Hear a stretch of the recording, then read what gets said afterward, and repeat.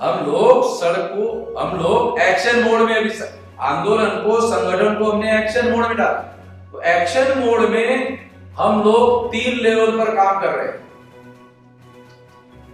Number 1, मुद्दों पर, क्योंकि ये नेशनल मूवमेंट है तो भारत बंद करें। अभी ओबीसी की जाति आधारित गिनती पर झूठा हलफनामा दिया नरेंद्र मोदी ने सुप्रीम कोर्ट।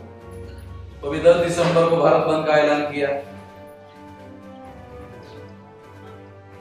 ये 10 दिसंबर को। अभी 14 नवंबर की हमारी इटावा में रैली है, तो 15 दिसंबर से फिर इस काम के लिए हम लोग लग जाएंगे। तो एक तो ये बात मैं आपको समझा रहा हूं, बहुत अहम बात बता रहा हूं कि हम लोगों को अपने संगठित शक्ति के आधार पर एक एक्शन है भारत बंद का। दूसरा एक्शन है कि ये जो हम लोगों को संगठित कर रहे हैं, वो संगठित लोगों को पॉलिटिकल एक्शन करनी चाहिए। संगठित लोगों को पॉलिटिकल एक्शन करनी चाहिए। जहां पर ये लोग कानून बनाते हैं,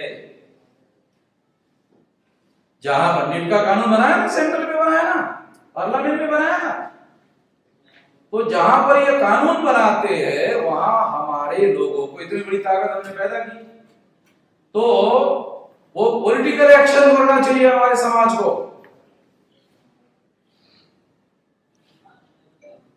अब हमारी कोशिश है, रणनीति पर काम हो रहा है कि 22 के विधानसभा चुनाव में उत्तर प्रदेश में अगर बीजेपी को हरवा दिया तो सेमीफाइनल में बीजेपी हार जाएगी। 2024 में होगा फाइनल, ये सेमीफाइनल। इस सेमीफाइनल में अगर हरवा दिया तो फाइनल 24 में होगा। फाइनल को फिर करवाया जा सकता।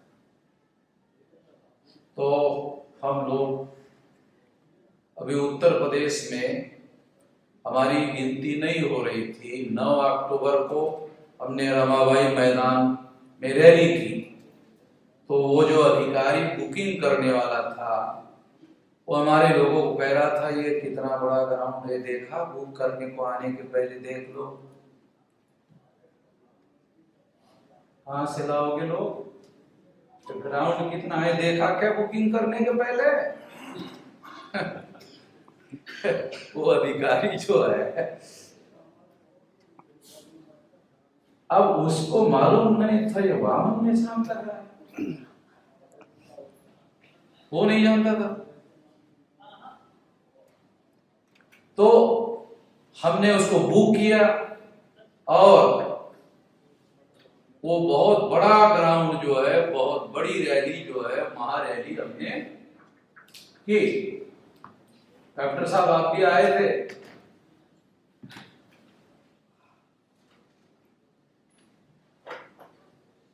डॉक्टर कुलदीप के का जो है बोलने का उसमें नाम नहीं था, मगर उनकी भी इच्छा हुई है, इतने लोग देख करके, तो वो भी हमने कहा ठीक है बोल लो। इच्छा हो जाती है आदमी की, मतलब उत्साह बढ़ जाता है ना, हौसला बढ़ जाता है। तो 9 तारीख के बाद जो है, वो जो मीडिया वाले थे इतना दुखी हो गए, अरे साला खबर छापेंगे तो बहुत ज्यादा बुरा हो जाएगा उनका। एक भी अखबार ने खबर नहीं छापी और सारे सोशल मीडिया में लगातार कई दिनों तक वही चल रहा।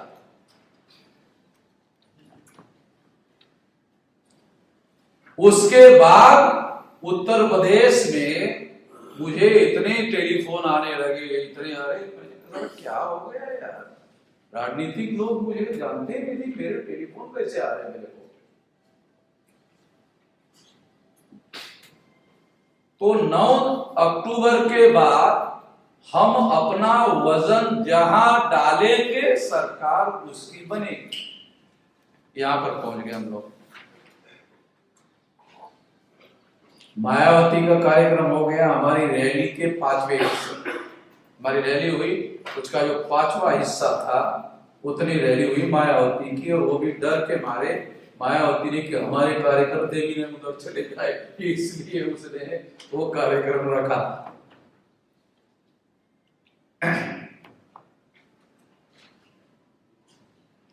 तो जिस पलड़े में हम वजन डाल देंगे यूपी में उसकी सरकार बने। मैं उस रणनीति के बारे में या मीडिया में कुछ बात नहीं बताना चाहता, क्योंकि फिर वो बातें डिस्क्लोज हो जाएगी। तो मैं ऐसा मानता हूं कि ये जो संगठित शक्ति हमने बनाई है उसका पॉलिटिकल एक्शन में भी उपयोग करेंगे। मैं आप लोगों को इसलिए बता रहा हूं कि ये नीट वाला जो कानून है ये ले जाना पड़ेगा पार्लियामेंट में, समझ रहे? ये पार्लियामेंट में ले जाना पड़ेगा, और वहां कोई कमी पड़ती है तो सड़कों पर निपटने के लिए मैं हूं ही। भारत बंद वाला जो कार्यक्रम है हमारा, हम सड़कों पर निपटने के लिए है ही है। आप लोगों को थोड़ा बता दो, कोई विरोधी पार्टी की राजनीति शेड्यूल कास्ट का, शेड्यूल ट्राइब का, बैकवर्ड क्लास का कोई नाम लेती है? कोई नहीं लेती है। मगर हम लोग daily schedule caste, schedule tribe, backward classes के नाम लेकर ही बात करते हैं।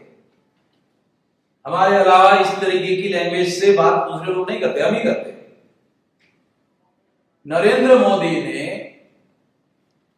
भारत के कैबिनेट मंत्री के इतिहास में 28 ओबीसी मंत्री बनाए।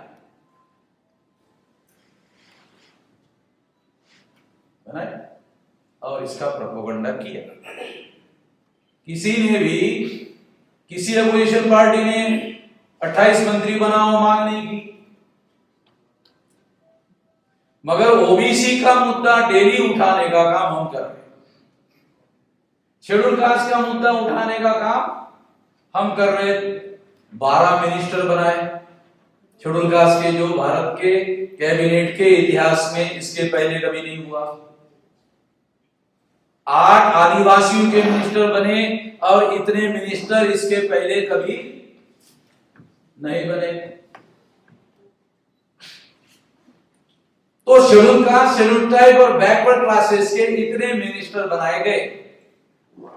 जब किसी अपोजिशन ने इस तरह की कोई डिमांड नहीं की, कोई मुद्दा नहीं उठाया, ये मुद्दे तो केवल हम ही उठा रहे हैं। शेड्यूल कास्ट के, शेड्यूल ट्राइब के, बैकवर्ड क्लासेस के मुद्दे तो केवल हम ही उठा रहे हैं। इसका मतलब ये है कि देश में ये जो हमारे आंदोलन ने हालात पैदा किए, उसको काउंटर करने के लिए केंद्र सरकार को, आरएसएस को, बीजेपी को इतनी बड़ी रणनीति पर काम करना पड़ रहा है, जो हमारे दुश्मनों को समझ में आ रहा है। हमारे अनपढ़ों गवारों को तो दूर, हमारे पढ़े लिखे लोगों को भी समझ में नहीं आ रहा है। काशीराम जी ने चमचा नाम की किताब लिखी। डॉक्टर सतपाल मालूम है ना, आप पंजाब के, तो काशीराम जी भी पंजाब के थे, उन्होंने किताब लिखी। किताब का नाम है चमचा ए। उसमें उन्होंने कहा कि जब समाज का आंदोलन बहुत ज्यादा आगे बढ़ जाता है तो चमचों की मांग बहुत ज्यादा बढ़ जाती है। ये मेरा सिद्धांत नहीं है, काशीराम जी ने चमचा एज नाम की किताब में लिख के रखा हुआ है। तो ये जो मिनिस्टर बनाए हैं, ये मिनिस्टर है नहीं है, ये मिनिस्टर बनाए। और दूसरे दिन नरेंद्र मोदी ने मिनिस्टरों को क्या कहा? मिनिस्टरों को कहा अब जनता दर्शन के लिए अपने अपने जिलों में, अपने अपने राज्य में चले जाओ। अरे तो तुमको मिनिस्टर बनाया भाई, तो मिनिस्टर बनाकर काम करना चाहिए ना, कैबिन में बैठना चाहिए, फैसले करना चाहिए इन लोगों के, SC ST OBC के। इसके लिए उनको मिनिस्टर नहीं बनाया, उनको इसके लिए मिनिस्टर बनाया कि अब आप अपने अपने राज्यों में जनता दर्शन करो, अपने लोगों को जोड़ो। ये लोग जा रहे हैं अपने से खिसक रहे हैं, ये लोग अपने से अपने साथ में नहीं है, इनको जोड़ो। अपना चेहरा दिखाकर कहो मोदी ने देखो इतने मिनिस्टर बनाए।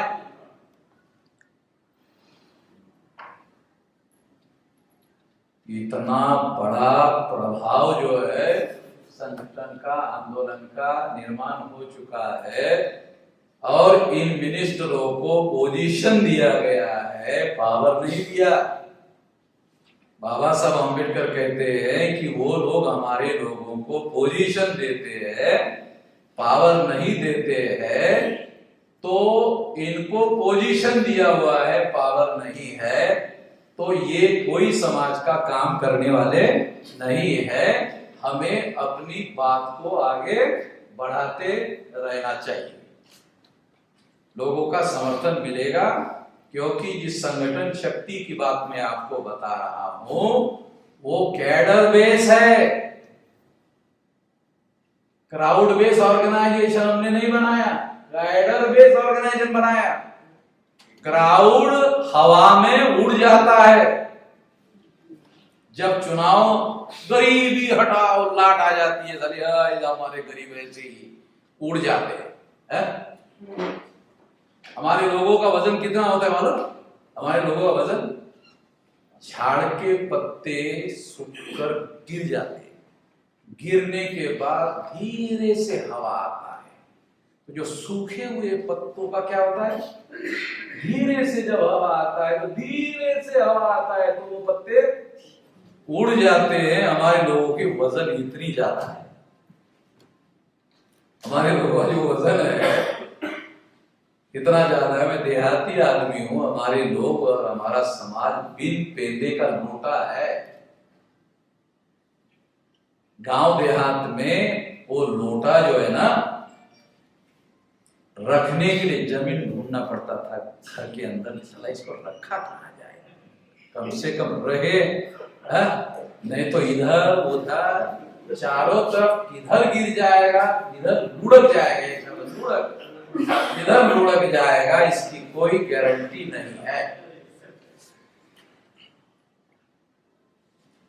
तो इतना बड़ा समाज संगठन शक्ति हमने बनाई, तो ये लुढ़कने वाली नहीं है, इसीलिए तो प्रभाव निर्माण हो रहा है। तो ना लुढ़कने वाली जो शक्ति है वो विचारधारा के आधार पर बनती है, आइडियोलॉजी के आधार पर बनती है, विचारधारा के आधार पर बनती है। विचारधारा होगी तो बेस होगा, बेस होगा तो लुढ़केगा नहीं, बैठ रहेगी उसकी स्ट्रॉन्ग।